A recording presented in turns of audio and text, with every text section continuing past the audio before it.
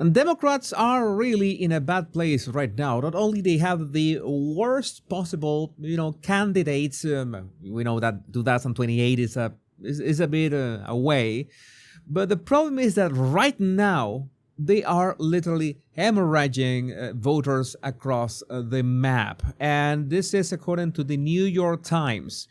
Analysis of voter registration data, Democrats are losing voters by significant margins. So I was asking myself the question, why would this be happening with Democrats?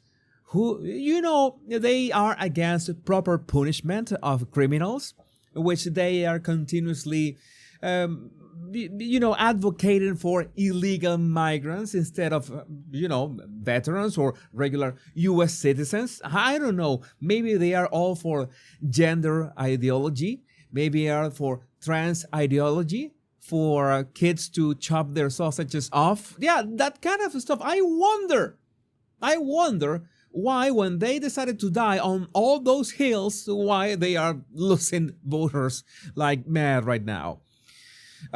Republicans, on the other hand, are becoming more popular than ever, and this is incredible. This trend is occurring across blue states, red states, and most important, battleground states. The New York Times looked at data from L2, a nonpartisan firm that compiles voter, consumer, and constituent data, which found that for the first time since 2018, Republicans gained more voters than Democrats in 2024.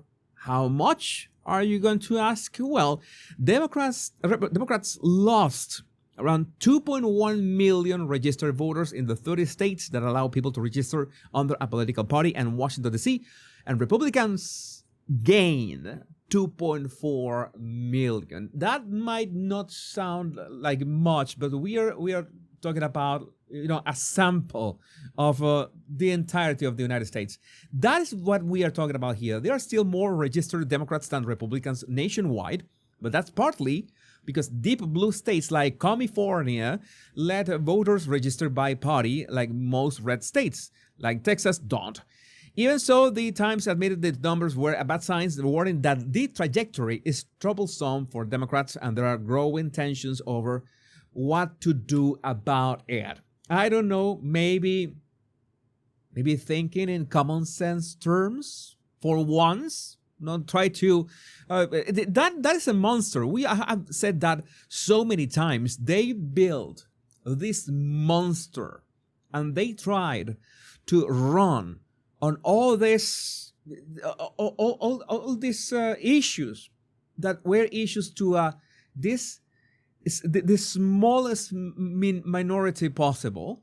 This is something that is baffling. I'm not saying that, I'm not dismissing the problems of minorities, but it's like trying to push that on every other person, and especially the criminality thing, is that there's not enough punishment when people break the law, and there's this kind of like in the UK, in places like in Colorado, it's an actual two-tier law system, the justice system. It's like actual criminals get a free pass. Law-abiding citizens, well, those are severely punished. And you know that I'm not exaggerating. I wish I was exaggerating, but because I don't want to see the United States like that. That I really don't like that. In 2020, Democrats held an 11-point edge over Republicans. In 2024, that advantage fell by almost half to only a 6-point advantage. I don't want to say the death cycle of the Democratic Party, but there seems to be no end to this. There's no silver lining or cavalry coming across the hill. This is month after month, year after year. Michael Prusser, the director of data science for Decision Desk HQ, an election analysis site, told the Times. The biggest shift away from Democrats has come from men and younger voters, where the left's support has dropped the sharpest. I don't know, that's another thing. Do you find it surprising that young men are just staying away, just abandoning if any man at some point was a Democrat, you think that insulting them all the time, it's like saying that they are worthless, treating them in every single that you're a man, you must pay in one way or another. And now you wonder why young men are leaving. It's like I don't understand if they are evil or just plain stupid. Because that has been the narrative, that has been the speeches, that has been the slogans, that has been everything since forever. And now you're complaining that, all those men are becoming racists, alt-rights, right-wingers, all this crazy stuff. And you wonder why. You don't understand. Yeah, that's... I don't feel sorry for you in the least. And while both parties lose people to the growing ranks of independents, in recent years, those defections have come largely from Democrats. Maria Cardona, a Democrat Party strategist and member of the Democratic National Committee, says that Democrats fell asleep at the switch. I don't think that Democrats fell asleep. I think that they said, oh yeah, you are racist, you are somebody, you're xenophobe, you're something, you're sexist, you don't belong in our party, you should go to the other side, you become independent, we don't care about your vote, we don't want you here. It's that simple. It's not that they did not care about the switch, it's that they were proud about the switch. It's that simple. And again, I am not complaining, because if the party of the people who are clinically insane is losing and bleeding voters by the minute, I will not complain. I will not complain. Absolutely. I'm happy about that. I think the outcome is that America is going to be great no matter what if this trend continues. This is that simple. And if people are becoming independent, that is great, because that gives them the opportunity to really listen to the candidates in the next elections, whether it's the midterms or it's the 2028.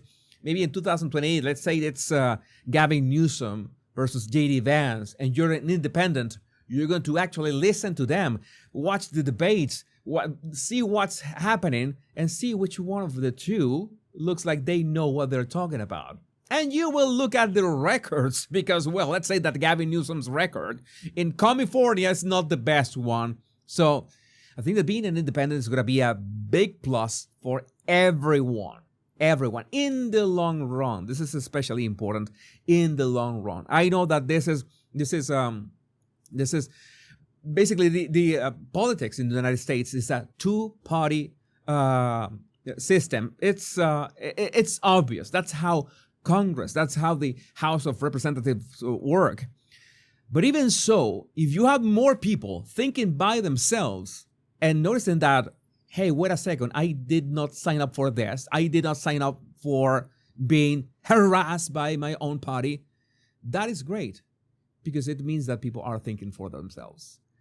Democrats once leaned on a network of nonprofits to register Black, Latino, and younger voters, groups that used to vote for their left-wing candidates. But since Trump's election in 2024, that assumption no longer holds. As Cardona put it, you can't just register a young Latino or a young Black voter and assume that they're going to know that it's Democrats that have the best policies.